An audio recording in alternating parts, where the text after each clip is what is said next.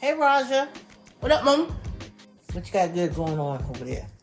Nothing much. I'm just chilling, ready for another episode. How about you? I'm chilling too. It's time for my what? Hot chocolate. Oh, yeah. They have white chocolate out now.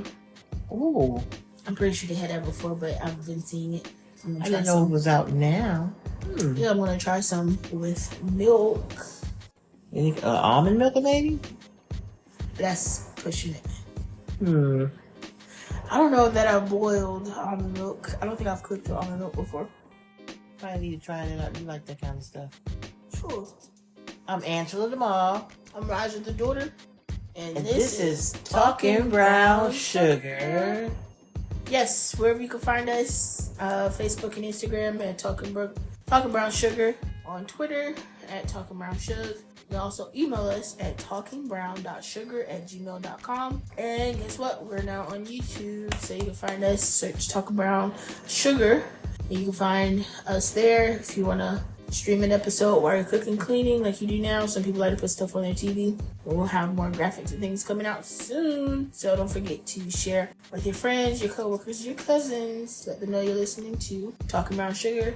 Rate us 5 stars if you enjoy the show on Apple Podcasts as well as Spotify Podcasts, and wherever else you find us. Let us know what you're thinking and talking about. Send us some comments, or if you want us to discuss something that you've been thinking about or talking about with your friends and family, feel free to shoot us a comment, a note as well. In all those places, we're there, we're listening, we're chatting back with people. So thank you. Thank you.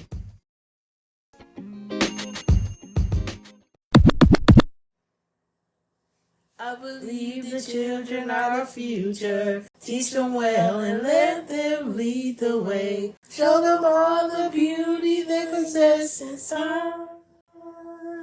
Give them a sense of pride to make it easier. Let the children's laughter remind them how we used to be. That's the greatest song of all, sung by Whitney Houston. And Johnny Hathaway. He wrote it, right? Yes. Yep.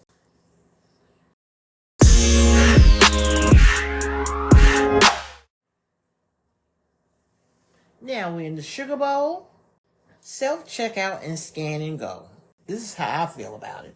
Everybody got their own ways they might feel about it. But I don't really use it, but I have. But when I notice people be jumping from one line to another, if they have like a few items, 2 or 3, and you don't know how to use it, use scans, and you think the people that stand up there with the Palm Pilots or the computer that resets places or for the different cash registers to let you go, just stay in line and wait a minute. Don't get over there and get frustrated. Because if you don't know what you're doing, just stay away from it. I like it sometimes, and I know some people feel like it's taking people's jobs. You know what is really going on? They got all kinds of self-help robots and stuff going out besides the cashiers and less help, you know? Yeah, I saw in some places they were getting rid of self-checkout. I did not remember where that's happening, but some places are reverting back to cashier-only options. But yeah, when you're in self-checkout, it can be frustrating when you try to scan something and it doesn't come up. It'll say, hey, I'm not trying to swipe this air fryer as a watermelon. It's just not working. Don't do it, because they're watching it. What was your other one you wanted to talk about? Going fast. Like you got these 4 lanes, when you get on the expressway or highway, 1, 2, 3, 4. Each one has a representation of speed. Mm-hmm. If you get in that last 4th lane, please. You're talking about furthest to the. Yes, to the guardrails. Furthest to the left. Make sure you're doing the speed limit or pass. And if you know you're not driving fast, just don't cut in front of nobody and forget to put your signal on. There's a lot of people not putting their signals on for nothing. Even if you're in just a regular local residential area. Or even in the mall. Even in the parking lots at the grocery store. Anywhere. People just nilly-willy just jump in front of people. Be cautious when you're out here. I know we got a lot on our mind. I know we stress people. Just relax. Don't be driving like Grandma Grits. Relax. Stay at home. Get an Uber. This is some good advice. Yeah, go fast and fast lane. Makes sense. Yeah. I am not a fan of automated customer service agents. Yeah, just when you have to call, I'm already having to call. I don't care to call people. I'm a millennial. I don't care. You know, I'm a texter. Sure. Email me. Make it quick. But now that I have to call people and talk to customer service, I want to talk to a person. I don't want to talk to the robot that's trying to redirect me and get me off the phone, who can't hear me, or they're not understanding what I'm saying, even though I'm speaking clearly and slowly. I'm trying to can you repeat that? Or listen to all the options as the menu has changed. How many times do y'all change the menu? Okay? Y'all need to get y'all system straight and chill out with all the updates to the menu so I don't have to listen to a million options. Once you go past, digits 1 through 0 and you have to hit star and pound, you're doing too much. You simplify, make it easier for everybody, get your process in order, and maybe not use the bot so much if the bot doesn't know what you did, what you updated. Now I'm telling the bot one thing, and the bot is like, do you want billing? And I said, no, customer service. That's not what I said. But yeah, I'm done with the bots. I'm done with the bots already. That's where I'm at. I know we talk about technology and things. How can help us, make it easier. I'm not a fan with the customer service bots. They're not ready yet. Y'all need to take them back. Reprogram them and then try it again. It's not right. I'm tired of them telling me what app I could use for the service. That's why I called you, so you can keep your job. If I wanted to use the app, I would have did it. I said if you keep their job. Yeah, I mean, I understand it. I don't mind using it for convenience, but just don't give me that only option, because sometimes I have some other things I need to ask a human person. Sometimes it's not on the app, I'm telling you, because I have looked on the app. Yeah, that's what I said. Get your processes in order and don't send me in all these different paths, and the paths don't connect with each other. Oh, I'm sorry we're having a confusion. I'm sorry we're having a problem. I'm like, what? Are you listening to my side of the phone? You're supposed to listen to my TV show. Have you ever had an automated service hang up on you because they said, I'm sorry, goodbye. Goodbye.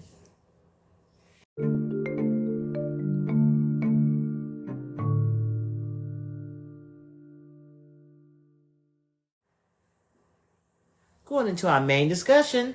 Yes, we are talking about parenting today and just what's going on with a lot of stories, also just like a general feeling. Are the kids being disrespectful or are they not being heard? Like, what's really going on? The first story that, we're calling into this discussion today is, I know you all have seen it.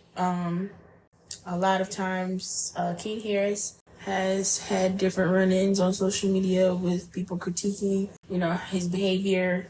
He had the altercation at the Waffle House, and then this recent viral moment with him and his father, his parents really, while he was recording on live. He and his father got into a physical altercation, but the thread with King Harris is that, he's spoiled and ill-mannered, basically just like a rich, spoiled brat. But with that viral altercation, a lot of what T.I. was saying was like, don't embarrass your family. You're embarrassing yourself and your family. Again, let's not do this. And so just talking about that and some more details about that. There have been a lot of news stories covering this. And even more recently, T.I. went and crashed a event space that was promoting basically a club outing with imagery showing King and T.I. T.I. had his arm wrapped around King and promoting it, but T.I. shut it down. Some of his people, he was like, nothing's going on tonight at this event because y'all are trying to promote something that isn't funny and it's not to be taken lightly, which I understand. But a lot of people are calling into question, why is this a repeat between King and his parents? And a lot of people point to the fact that King has been said to, have been raised by his grandmother, Tiny's mother, and that being a role in why he wants to be for the streets. They have gone on different talk shows since this viral altercation and said they have reconciled between the two of them. But it does make people wonder and question, as we do with a lot of celebrity news. A lot of people, see themselves and have conversations about themselves, community, in light of these current events because they're so public. But they do mimic a lot of what is also going on in different families and households, and reflective of how some people relate to their parents or relate to their kids or don't, or relate to their family and extended family. Because a lot of people have talked about, I spent a lot of time in my grandma's house. That's just what we did. I spent summers at my grandma's house, or, we didn't, or we grow up and we haven't had a all cousins, sleepover. It's been a while. And how different generations are taking on the role of being, grandmas, aunties, and uncles and having to cook out or not, and how those things have changed. So now we're just wondering, where's all this gotten us? What's going on with family and parents and closeness of community? And just what's going on with all of that? It's a lot. I think we don't have the time and space when we need to just sometimes slow our everyday lives down. You might have to make a schedule for that. When you see your kid moving around different, hello, how you doing, coming from school, slow down, say, wait a minute, what's going on with you today? Ask them, because check their book bags and look around, or put a note in there and say, I'm here for you. Because, we all communicate on what? The cell phone, the tablet, the PC, the game system, some kind of other way that we're not physically giving that hug or that kiss on the forehead or the arm, or just a hug. You might text, I love you, X and O's. I do it, but sometimes I need to physically hold my adult children. I need to hug them. I need to hug my little grandchildren to let them know that I'm going to breathe life into you when nobody else can, except for Jesus or whatever you believe in. But I think he's going through a lot. I think they doing great in their careers or whatever, T.I. and Tiny, but somewhere he missed them. And I don't think they're hearing him.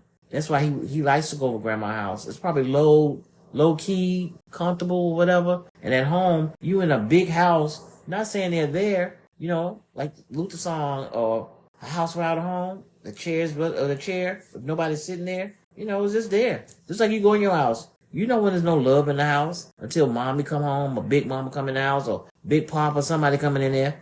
It's a difference now. I mean, I don't know if the COVID did it. It's just different. Yeah, that's true. He mentioned that, we did have this big house and there's nothing to do. And T.I. was like, well, that's where, you take your imagination and you figure things out. But you do have to give kids structure, in general. I think that's something that just is helpful. You got to remember, it's a kid's first time here. They're experiencing a lot of things for the first time. And there's a level of patience that you have to have in raising a little person. And I think you don't have to be a parent to understand or know that children need patience. They need love. They need quality time. In addition to the basic needs that need to just be covered. It's more than giving them a house, giving them food, clothes on their back. It's more than that. It takes that emotional intelligence of the parent to know that, I need to show them love in more ways than just buying them that. And it takes a healed parent to know that I have the capacity to provide and cover their basic needs, in addition to give them that quality time and love and affection, in addition to be able to take care of myself and my entire family. And that's a lot to consider when you're having a child, even if you have the financial means to have a kid. There are other things that go into having that child and raising that person in this society. In any country or place, there are things that you have to consider when you're having a kid. And I think it can show that lack of consideration when you look at how different people raise their kids. And I know a lot of conversations go to a generational identity of people, like how they say millennials are this, Gen Z is this, boomers were like this. But it's I think we underestimated what it means to have a kid because of societal demands. Parents got to go to work. People have to go to work to live. And now that cost of living is up, but wages aren't, you have to work more. And so if you have to work more, you have less time in your day for yourself, let alone a kid. So I think societally we should have a conversation about sex, kids, parenting, all that stuff. We need to have some updated conversations about what it means to have a fulfilling life and what does that mean to then provide that for the next person. Correct. Especially when we've had changes in access to certain resources in order to make that decision. Yeah. Or not, whether or not to have kids. Yeah, because I mean, nobody comes with an instruction book, even to be an adult. But I think sometimes if you listen to the young man, King, he's trying to let his parents know, pause a minute. And he's not saying he don't love them. He loves his parents. But it's like, y'all don't get the picture. Right. Because sometimes you can give somebody a brand new toy, but guess what? They'll play with the box before they even play with the toy. Mm-hmm. Or the toy gets old 2 or 3 days, they be like, okay, and what else you going to give me? Yeah. And you just got to spend that time with them. One-on-one. One-on-one is a must. Mm-hmm. If you want a success, a peace of mind, and prayers, you know, it's not easy. At no means is easy. Mm-hmm. No means. And, you know, who am I to say how to raise your kid? That's on you. But the outcome can be influenced from who your kid is around. And we start the influence. It starts at home. But you got to make it a home to start in. That's all I'm saying. Because we don't have no big brothers, big sisters, substitutes to fulfill that need and love if the parent is there living and want to be a part of the child's life. Because some people just move around their children to make all the money and just make that beautiful picture. You know, I seen those pictures. Say cheese. And we move right along. Yeah, I think that's why I haven't, I've given it thought just as I've gotten older to the idea of like what it would be like to have a kid and stuff like that. And I don't at this time want a kid. I think I've said that before. Yeah. But yeah, I don't want to bring a black child into this society, let alone a child into this world knowing what I would need to give to the child and then making sure that their father, their other parent has what they need to also pour into the child. Because parents really do affect their children in so many ways, intentional and unintentional. And so it's a lot of work to be a parent. And so when you see kids like King act out, my first question is, what is that kid trying to say? What are they trying to communicate? Because we can all look from where we are sitting, but we're not, you know, we don't, they're like any celeb, we don't know what's going on behind closed doors. But like you said, he is acting out for attention. Why is he looking for that attention and looking for that affection, that connection? And he's, you know, made posts and things talking about how you trying to show the world that we're cool, but we're not. And so it's like for a teenager, because he's 19, you know, I don't know how old I thought he was, but I didn't know he was 19. But 19 is still a teenager. He's a late teen, about to be in his 20s. That's still like young, like to be still trying to process a lot of the feelings you have in such a public space that he's in because of their situation. Both his parents are celebrities. They've had their own things going on in the news. And you can look up different videos and things where they had the Family Hustle show. You can look at different ways they talked about parenting, especially like T.I. and things that we've seen in the news where he was talking about, you know, he took his daughter to the doctor to see if her hymen was still intact and talking about, why are you telling us that? Like, and so that's just one example of how they view parenting that you may or may not agree or disagree with, but it's like having those kind of public conversations. And then when your child chooses to have a public conversation about how they feel about you parenting them, it's a problem. You've done it, so why can't they do it? You know, that, and he's probably feeling like that's how I'm going to get a response. Similar to how Romeo aired his family's quote-unquote dirty laundry with his beef with his dad, Master P. And they said they reconciled earlier this year. But that was after years of him saying, you know, my dad financially sacked me and wasn't really a dad to me. He was more of a manager. He brought that to social media and the public platform because he didn't feel like he was being heard. So it's just that question of like being able to also listen to your kid. I think it's a big one. It is. You know, I don't know, everybody is on the soundboard. Oh, he's so disrespectful. Okay, think about sometimes when you were disrespectful to Big Mama, your parent, your dad, even if you wasn't there, or mom, or living in the household, when you were disrespectful, even if you said it in your mind. So sometimes we got to pause and think. When somebody brings this to their attention or to the forefront, we don't need to know. You making this kind of money? Y'all get some therapy.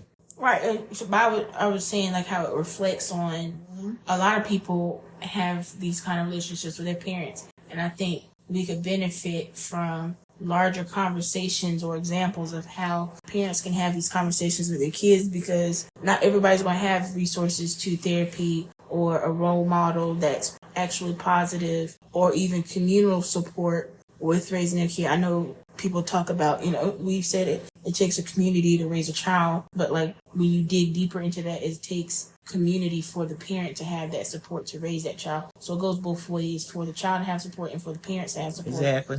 And a lot of that comes and should be and is developed before the child comes into the picture. But when you think about all the stuff that we have going on as a society and where we're going with, like, people are just, I feel, a lot more meaner on social media than what I remember or just growing up. And a lot of that, I feel, is trickling out more outward and spilling into the real world because of we're all facing a lot of things that are difficult and just in your face. In your face. And we've been dealing with a lot for a long time without processing it or talking about it. And I think it's a lot to process and live our daily lives. Not that we aren't doing it individually, but like a greater relief is needed.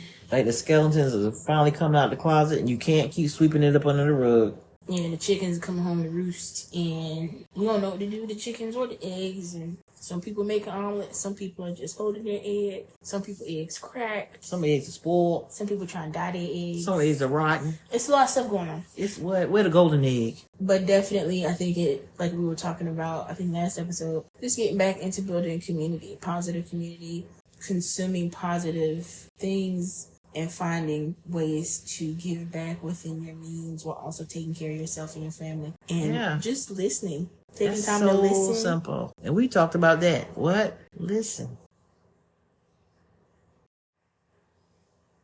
And just shifting gears a little bit, you wanted to talk to about a local story.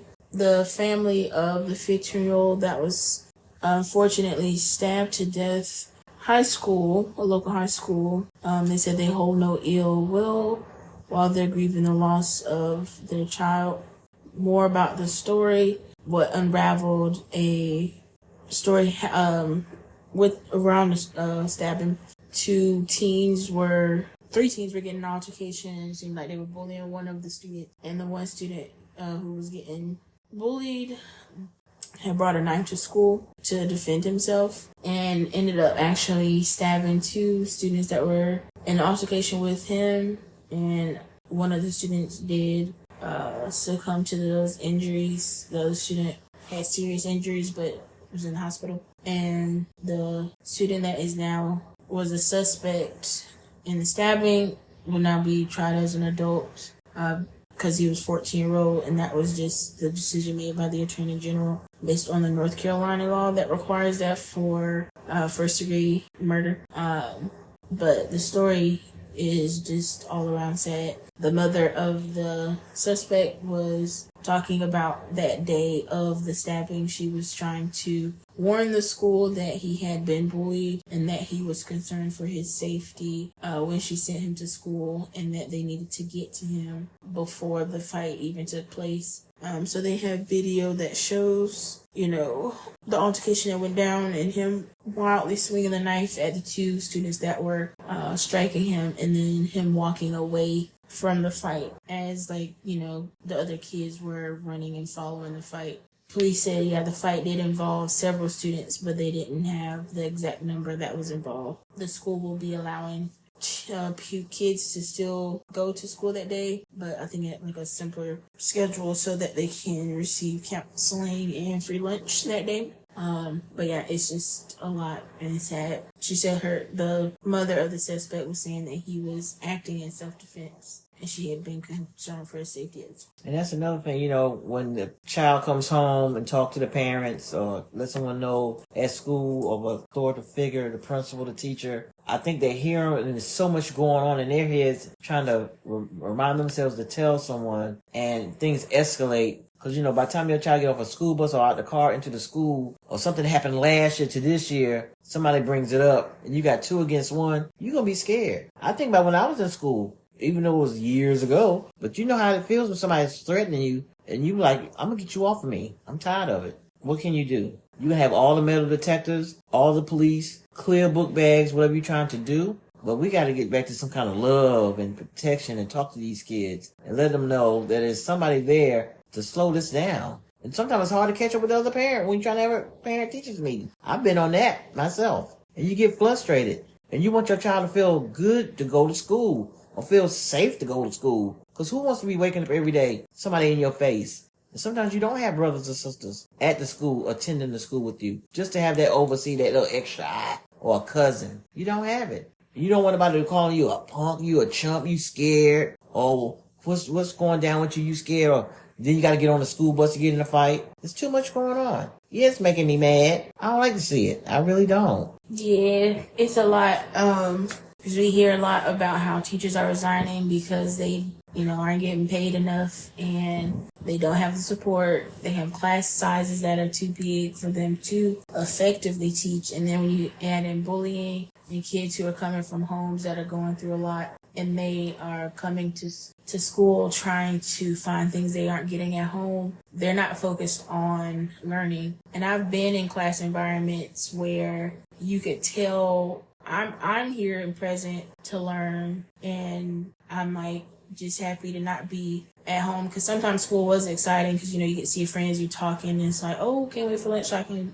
check my girls. But I also do remember being in class and being distracted by other students who were going through stuff, going off at the teacher, cussing, yelling, trying to fight, throw books, all this kind of stuff, and how distracting that was, but also just looking at teachers who did quit or were just tired because they didn't know what to do.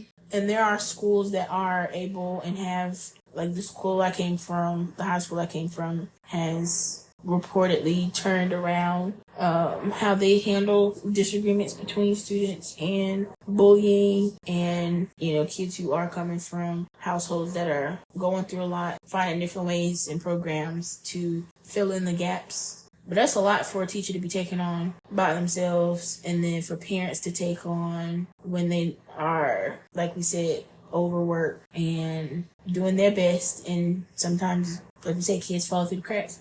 So just like we were saying, that need for some kind of reckoning with us doing more for our some of the most vulnerable people in our society, which I think are kids. Mm-hmm. Because they didn't ask to be here, and they're still trying to figure out this earth thing, this living, and we aren't giving them the best world to do it in, or the best environments to grow up and love and show, or even have space to figure out what they want to do without also having to worry about what's going to happen to them when they go to school. School used to be a safe place to go. I mean, yeah, you might have to fight somebody or, stand up for yourself. But it's a lot of stuff the kids are facing today that I didn't have to face. Teachers also having to face too. And parents.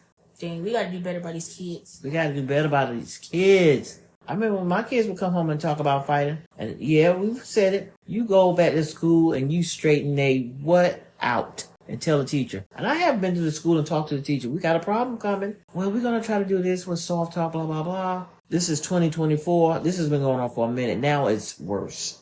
Kids are just tired. They're just tired. Because you just don't know how that impacts a person. That makes them so tense. They can't even think about going to school. They be like, okay, I want to make mom and daddy and grandma and them happy, I'm going to go to school. But in the back of their mind, they can't even sleep straight. They can't even think. They can't even eat their food. You be like, what's wrong? Oh, nothing. Because they see what's going on at home. Or they see mommy trying to work, trying to make things right. But in the back of their mind, they got this problem. And they figuring out, they're going to solve it. I'm going to solve this problem. Because they trying to take care of themselves. It might not be the right way. And sometimes it's the wrong way. And it's too late. And I don't want to see nobody's life taken. But it's sad. Yeah. It hurts my feelings for both sides. Because it's a loss. And that's when everybody sits back, what could have we done? Got to listen to these kids, I know some parents have a hard time. I'm not making it easy for you either. It's a two-way street. And the kid did not ask to be born. You got to sacrifice. As an adult, you have to sacrifice for your children.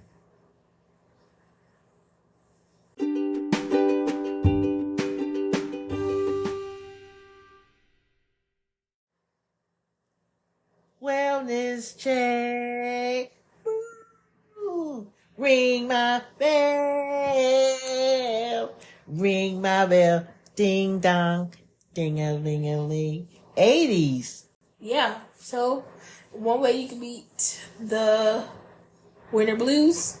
Now this has been a heavy episode, but we're gonna pick you back up with a reminder to check out some 80s and of course the 90s, but really some 80s fashion trends that are coming up, but also tap into some 80s music to get you grooving and just, really vibe out.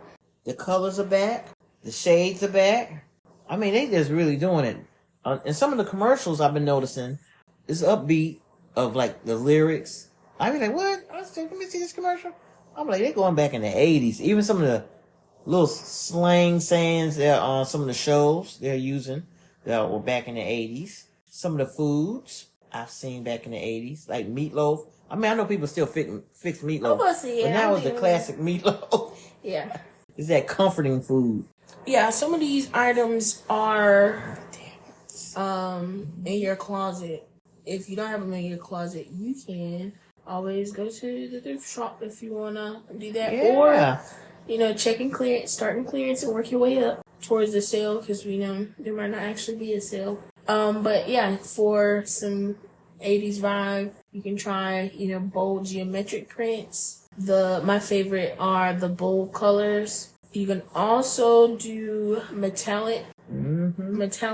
Beyonce definitely reminded y'all with that, with the silver and the platinum looks.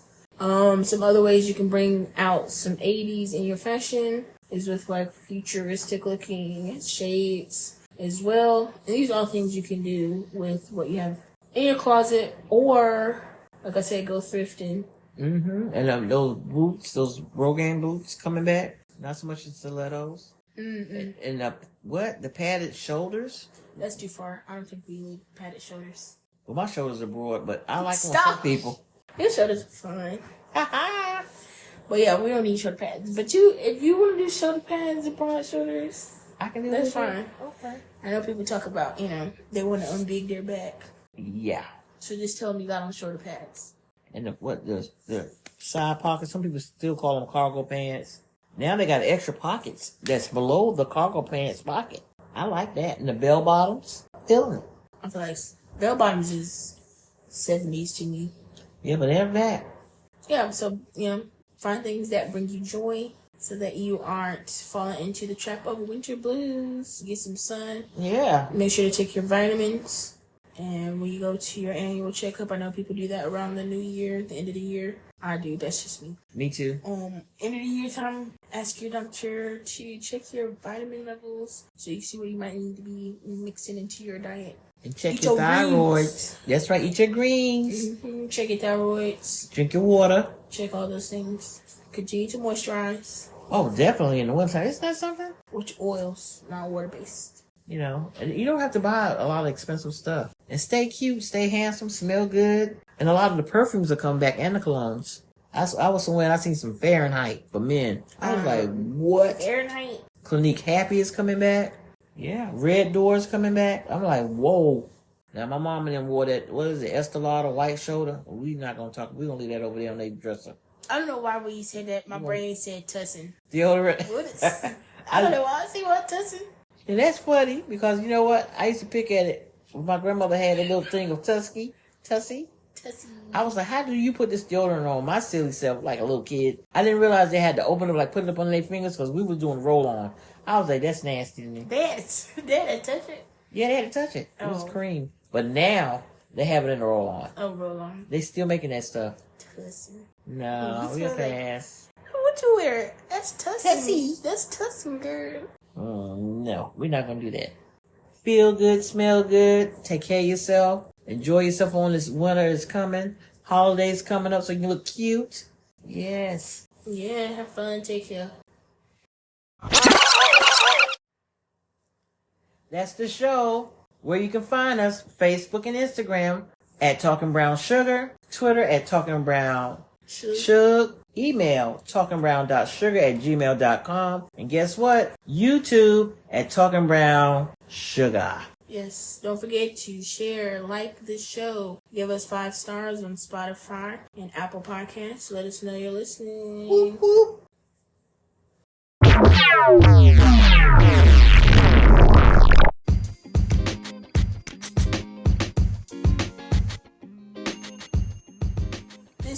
in another episode of Talking Brown Sugar. I'm Angela, the mom. I'm Rajah, the